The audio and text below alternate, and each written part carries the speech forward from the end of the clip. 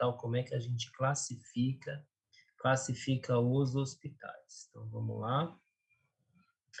Então, na verdade, quais são as funções que a gente tem dentro do hospital, né? Então, o que um hospital tem como sua função? Qual é a ação do hospital dentro da sociedade? Enfim, para que serve o hospital? Então, a gente tem aí um hospital com basicamente quatro funções aí. Então, ele tem uma função restaurativa, uma função preventiva, uma função educativa e uma função pesquisadora. Espera aí que o pessoal vai entrando, eu tenho que anotar aqui quem entrou. Então, tá. Restaurativa. Restaurativa é que todo mundo acaba associando mais o hospital com uma ação restauradora, né? Então, ele tem uma ação restauradora. Então, o paciente está ruim, está doente, ele vai lá para restaurar, voltar seu organismo, né, debilitado para curar aquela doença que esse paciente tem. Uma ação preventiva, o hospital pode ter uma ação preventiva. Alguém pode me dar um exemplo aí de uma ação preventiva que o hospital pode estar correlacionado? Há campanhas, né, como de conscientização, como Outubro Rosa, Novembro Azul, por exemplo. Perfeito. Então, vai estimular, fazer lá um exame de próstata, vai fazer um PSA para verificar a situação do homem por causa do Novembro Azul aí, ok. É uma vacinação que o hospital pode estar envolvido, perfeito. Então, o hospital tem essa ação preventiva também. O pessoal, de novo, acaba associando muito o hospital com uma ação apenas restaurativa. Uma ação educativa, então, a gente recebe os hospitais escola, então a gente tem muito hospital que tem estudante de medicina, principalmente, hoje a gente está abrindo o leque para outras profissões aí, mas fala-se muito do estudante de medicina, então ele tem uma ação educativa e uma ação pesquisadora. A gente comentou no semestre passado, por exemplo, os ensaios clínicos que a gente pode ter aí, que o hospital pode estar envolvido. Então, essa função restaurativa aí. Então, ele pode fazer um diagnóstico, né? Então, o paciente vai lá fazer uma tomografia, vai coletar um exame de sangue, vai coletar um sangue no laboratório, alguma coisa do gênero, para verificar o que esse paciente tem. Tratamento de doença, então, pode ser um curativo ou paliativo. Então, hoje a gente trabalha bastante com pacientes hoje, né, assim, tem se discutido muito, cada vez mais, esse tratamento paliativo, então, doenças sem curas, pacientes em fases terminais aí, o quanto vale a pena ou não vale a pena ficar investindo na doença desse paciente, sendo que a gente muitas vezes sabe que é uma doença que você não vai ter cura, você não tem uma perspectiva para esse paciente. É diferente, por exemplo, de um paciente que está aguardando um transplante. Se o paciente tiver, no estado geral do paciente, tiver, vamos pôr aspas aqui, estável, né? Porque o paciente está aguardando um transplante, o paciente não vai estar estável. Mas se só aquilo que está acometendo aquele paciente, então a gente pode ainda esperar esse órgão transplantado, esse órgão para realizar esse transplante nesse paciente. É diferente de um paciente que eu tenho num câncer, numa fase terminal, um paciente que já tem aí metástase, diversas metástases. Então, o que acontece com esse paciente? Esse paciente está com uma metástase aí, ou várias metástases, a gente não vai conseguir reverter o quadro desse paciente. Então, muitos desses pacientes de câncer, né, os hospitais aí têm trabalhado muito com essa parte paliativa. Então, dá uma morte digna para aquele paciente, né? Uma morte sem sofrimento, uma morte sem dor. Então, muitas vezes manda o paciente para casa, esse paciente não vai ficar internado, para que ele tenha uma morte um pouco mais, que a gente chama de uma morte mais tranquila, né? Uma morte... eu sei que pode parecer um pouco estranho o que eu estou falando, né? As palavras com que eu estou falando, mas o paciente está no convívio da sua família, tá no seu lar junto com os seus amigos, porque aí esse paciente ele consegue ter um pouco mais de tranquilidade, de paz, né, do que ele está dentro de um hospital, um ambiente totalmente fora do seu lar. Então aquele paciente está lá, você vai investir no que naquele paciente se o paciente não consegue absolutamente mais você prosseguir aquilo, né? Você postergar mais ainda a vida daquele paciente. É uma questão de você ir, o trabalho paliativo é um trabalho bastante importante. Nós, farmacêuticos, temos um trabalho muito, mas vocês não imaginam a importância que a gente tem aí desse trabalho paliativo que a gente pode estar fazendo dentro do hospital, né? Na orientação, no acompanhamento, na hora que esse paciente é encaminhado para casa, a gente saber o que esse paciente vai estar usando em casa, o que ele não vai usar. Vou pegar um exemplo clássico que eu tenho, né? Enfim, aconteceu com a minha família, que é meu pai. Então, meu pai foi diagnosticado com câncer de próstata, mas foi diagnosticado muito tardiamente, né? Meu pai, enfim, nordestino, cabra macho, não quer ir no médico, não precisa de médico, nunca está doente, acha que nunca está e foi diagnosticado com câncer muito tardiamente. Então, meu pai já estava com uma metástase aí óssea e metástase pulmonar desse câncer. E o câncer de próstata é um câncer que, se for diagnosticado a tempo, e tem uma porcentagem de cura de mais de 90% aí. Então, tem um prognóstico bastante bom, bastante interessante aí o câncer de próstata, tá? Mas meu pai foi diagnosticado muito tardiamente, já estava com metástase aí. Então, entre o diagnóstico que a gente teve e o óbito dele, a gente levou mais ou menos aí um ano e meio entre o diagnóstico e a evolução da doença aí, que ele evoluiu para óbito. Ah,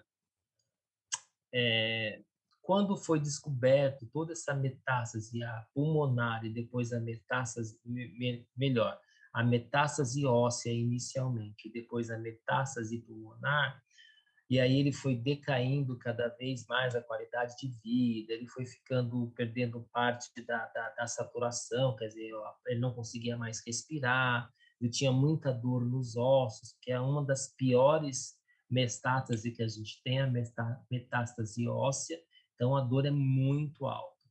Até que chegou um ponto que estava muito complicado, e aí a equipe médica chamou a família e foi discutir com a família, né, passar para a família a possibilidade, a discussão de entrar em cuidados paliativos, então não tinha mais o que fazer, e a equipe definiu que esse paciente iria para casa e ficaria no conforto de casa, no conforto da família, mas somente com drogas para controle aí de dor, né? Então não tinha mais o que fazer com o câncer, então não tinha mais, não dava para fazer quimioterapia, não dava para fazer radioterapia, não dava para fazer nenhum tratamento direto invasivo relacionado àquele câncer, uma cirurgia, porque em alguns casos de câncer de próstata você vai lá e faz um procedimento cirúrgico, retira um pedaço da próstata, enfim. Mas ele estava muito avançado, não deu para fazer absolutamente nada disso.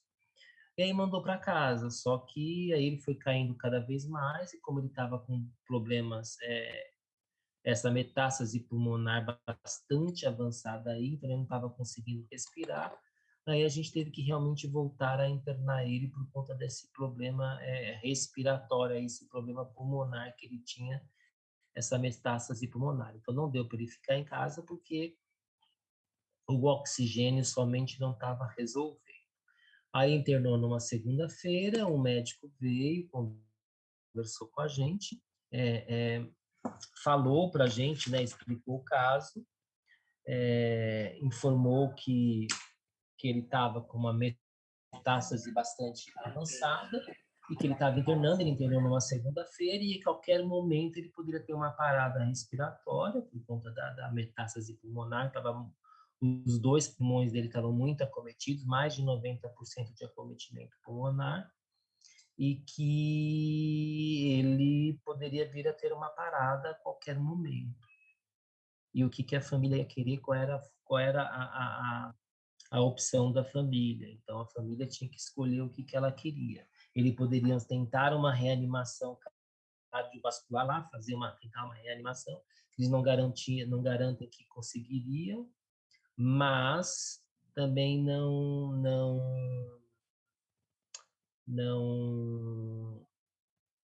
deixou bem claro que essa ressuscitação, caso acontecesse, seria ficar entubado o resto do período que ele tivesse de vida ali. Então, é complicado, é um sofrimento para a família, ele colocou aqui o sofrimento, mas, enfim, eu não sei se é porque eu trabalho há muito tempo, mas eu lido muito tranquilo com isso, mesmo sendo meu pai.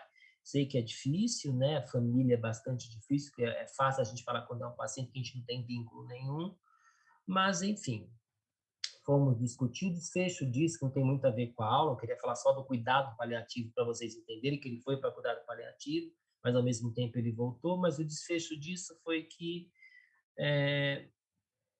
minha mãe e minhas irmãs, eu tenho duas irmãs, enfim, olharam para mim para meio que tipo assim, o que que nós vamos definir? Eu falei que quem ia definir não seria eu, seria em conjunto, eu já tinha minha definição muito clara, mas que seria em conjunto, porque eu não vou responder por uma coisa que depois acontece outra, aí vão dizer por que você escolheu esse caminho, não escolheu aquele, então a gente tem que tomar bastante cuidado com esse tipo de coisa aí.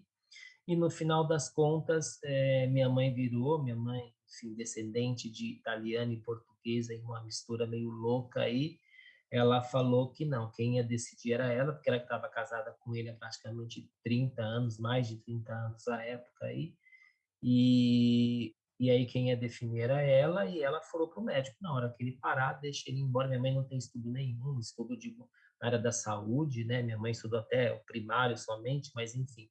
E aí ela definiu que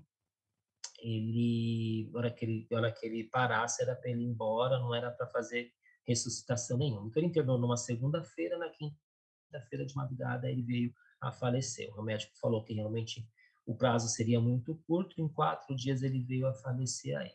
Então, essa parte de paliativa é bem importante, porque a gente tem uma participação muito grande, quais são os medicamentos, como é que orienta o paciente, né? O paciente está com muito sofrimento, está com muita dor, eles usam muita morfina, então existe que a gente chama de bomba de morfina, então você faz um implante dentro da pele do paciente, que é o paciente que vai controlar quanto de droga ele vai receber.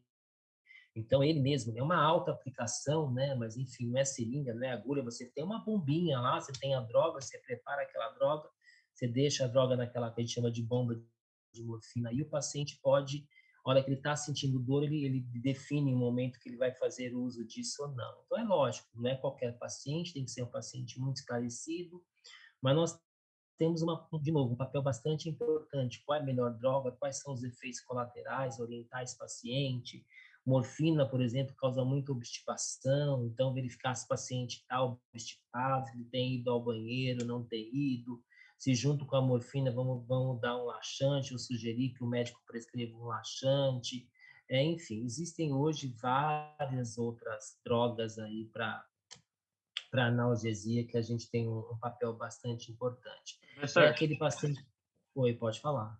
de uma maneira ou de outra, é uma maneira, é um jeito de você prorrogar a vida dessa pessoa de um jeito mais carinhoso, dizer assim, né? Porque realmente não tem o que fazer, né? Então você leva ele para casa, mas Não sei se. não tem um custo-benefício muito grande, né? Então, eu não sei se você vai lembrar, Gabriel, se vocês vão lembrar da aula de farmacoeconomia, quando eu falei de farmacoeconomia, aquele slide que eu coloquei, tinha uma senhora na cadeira de roda limpando e tinha uma pessoa na cama toda amarrada, enfim. Que qualidade de vida que você tem naquela pessoa que está sedada, está em coma, vai ficar ali, de repente ela pode ficar muito tempo ali, mas que qualidade de vida, quer dizer, gente, é um assunto complicado, né? A gente tem que tomar um pouco de cuidado a falar, porque tem gente que é um pouco avessa a esse tipo de situação. Sim, Tem gente é que uma quer questão que, bem, né, tem bem gente que quer que invista até o último momento. É uma opção, cada um tem que ter a sua opção, certo? É uma opção, tem uns que entendem, tem outros que não entendem, não é uma situação muito agradável você passar essa informação para a família, você discutir com a família.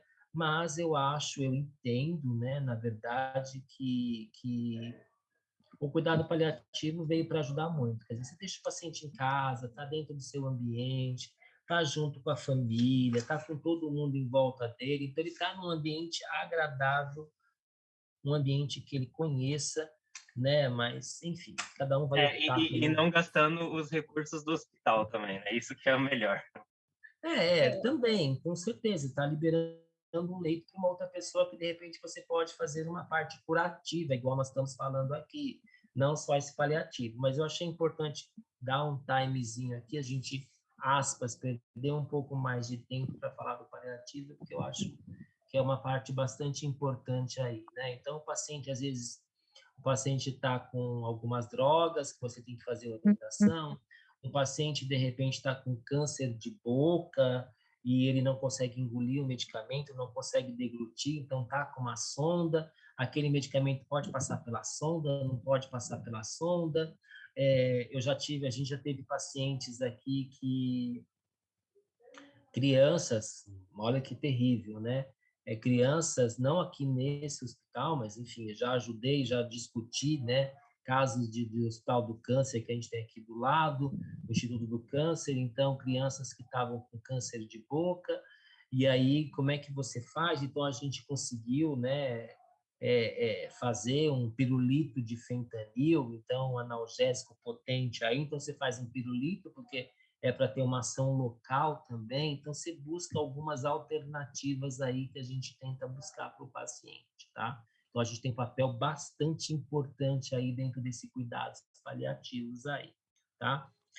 Reabilitação física, mental e social. Então hoje a gente comenta muito dessa parte de reabilitação por conta de Covid, né? Então, isso é muito importante e a gente tem falado também hoje, graças a Deus, o pessoal está pensando bastante também na reabilitação mental dos colaboradores, né? Porque a gente está falando muito dos pós-Covid, gente que teve Covid, mas e o colaborador que trabalhou, essa pressão que a gente está sentindo, que a gente está trabalhando, né? O medo de pegar a doença, não saber o que está acontecendo, como tratar daquele paciente.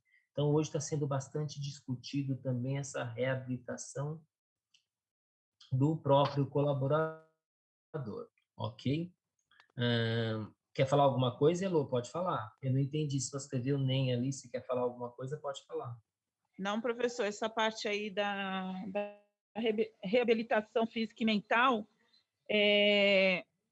há uns 2 meses atrás eu tive um colapso assim que eu levantei para ir trabalhar normalmente e sentei no sofá e não conseguia sair. Não conseguia sair, não conseguia levantar, me deu crise de choro, medo, pânico. Eu não queria nem ir para o hospital. Eu não conseguia sair. Aí eu acabei vindo no hospital aqui perto da minha casa, o Frei Galvão, e a médica olhou eu chorando constantemente e eu não sei. Não sei se e nessa época eu estava na UTI Covid, mas eu tive assim, né? Pode ter alguma relação, né? E todo mundo tem falado muito, a gente tem trabalhado muito isso aqui dentro do HC como um todo da saúde mental do colaborador, né? Porque os colaboradores estão abalados, a gente está muito debilitado, porque aspas, de novo, o mundo inteiro parou, a gente não parou de trabalhar, né? Muita gente, quem não parou de trabalhar, começou a fazer home office, começou a trabalhar em casa. A gente do hospital, a gente da área da saúde, a gente não parou, a gente continuou trabalhando e tendo que atender toda essa população.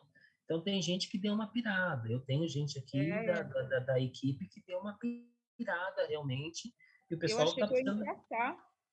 Oi? Eu achei que eu ia infartar, porque era uma pressão no peito, era um nó na garganta, e aquela coisa de você. Eu chorava, chorava, chorava. Aí fui para o pronto-socorro, né?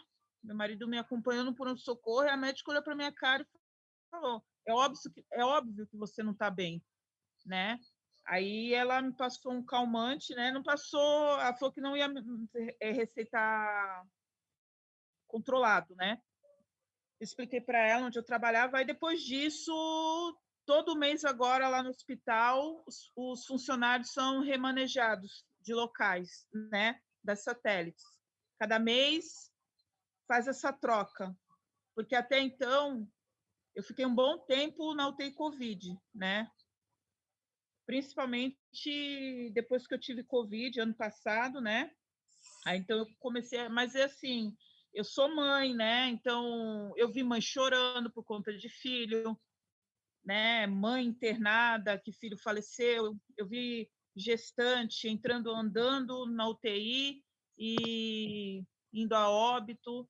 Então, assim, deu uma parafusada, deu um, assim, não tem como, né? Não mexer com o teu emocional. Eu não sei Não, como a é isso. enfermagem consegue. Isso é extremamente comum mesmo. Infelizmente, dentro do hospital e com Covid, isso Mas aconteceu numa frequência. foi bom porque agora todo mês tem troca de setores entre os funcionários, né? Eu acabei também saindo um pouco da UTI Covid, que graças a Deus também agora só tem em torno de 6 pacientes. É. Mas foi punk. Com certeza, Mas é estou bastante bem. complicado, graças a Deus. Né? Então, a gente tem vivido situações bastante complicadas. Então, prevenção, então a gente tem alguns exemplos, então, supervisão de gravidez normal e parto, né? Supervisão do crescimento, controle de doenças contagiosas, prevenção contra doenças de longa duração, contra a invalidez, educação sanitária, saúde ocupacional, que é a saúde do trabalhador. Então, a gente tem várias coisas que podem ser feitas aí dentro da função preventiva. Função educativa, eu comentei, né? Então, a gente acaba falando muito do estudante de medicina, do médico lá, que a gente chama de residente, né? Então, vai trabalhar com residente médico, mas hoje a gente tem aí, né, cursos de pós-graduação dentro do hospital, então, formando especialistas aqui voltados para a parte de medicina, especialistas e clínicos gerais. A gente tem cursos de especialização dentro do hospital, alguns hospitais têm isso, alguns grupos, então a gente tem curso de especialização para farmácia também, curso de residência, que eu vou parar e falar um pouquinho sobre esses dois agora, residência, a gente tem residência farmacêutica e estágio profissionalizante. Então, alguns hospitais fazem estágio profissionalizante. Então, vamos falar um pouquinho desses três últimos aqui: curso de especialização, curso de residência e estágio profissionalizante. Então, assim, existem vários cursos de especialização em farmácia hospitalar. Muitos deles são farmácia hospitalar e farmácia clínica, certo? Então, você pode fazer curso de especialização. É uma pós-graduação, tá, gente? Então, você faz um curso e você sai com essa pós-graduação. Ah, eu quero, eu gosto, eu não gosto. Então, assim, a primeira coisa é, precisa entender o que você quer. Porque, tem curso de especialização, a gente sabe que aí na Baixada, por exemplo, tem um curso muito bom, que vocês vão sair com um certificado muito bom da Escola Paulista de Medicina. Então, é um curso bastante interessante, mas é voltado para a área de traumatologia. Então, assim, tem que tomar um pouco de cuidado, né, na escolha desses cursos de especialização. É um curso ótimo, tá? É um curso muito bom, tem um certificado super válido, mas voltado especificamente para a traumatologia. Então, assim, é a área que você quer? É a área que você vai seguir? Quantos hospitais especializados em traumatologia a gente tem aí que vocês poderiam estar ingressando e trabalhando? Então, é isso, não sei se vocês estão conseguindo entender o que eu estou falando, é só para pensar um pouquinho que lado, que caminho que vocês vão seguir aí na sua especialização, certo? Ah, a Ana está perguntando aqui que tem vários lugares do hospital que não pega farmacêutico sem pós ou residência. É algo geral ou em todos os hospitais? São muitos hospitais, Ana. Muitos hospitais eles exigem que o farmacêutico realmente tenha ou uma especialização, ou uma residência, certo? Algo específico para o hospitalar. Por quê, gente? Porque você pega a pessoa pelo menos com uma noção de hospital. Porque o que eu passo para vocês, gente, é uma parte teórica, é um pedacinho do que está acontecendo dentro do hospital. Isso serve para todas as disciplinas da faculdade. Quem assistiu lá a semana farmacêutica e o simpósio que a gente falou em alguns dias aí, né, que vocês saem da faculdade com um pedacinho do que vocês têm que saber, mas, gente, é muito pouco, a vivência é totalmente diferente, né? A prática é bem diferente da teoria que a gente tem aí. Então, muitos hospitais acabam preferindo as pessoas que têm uma especialização, né? De preferência, esses cursos que vocês têm uma parte prática, não somente teórica.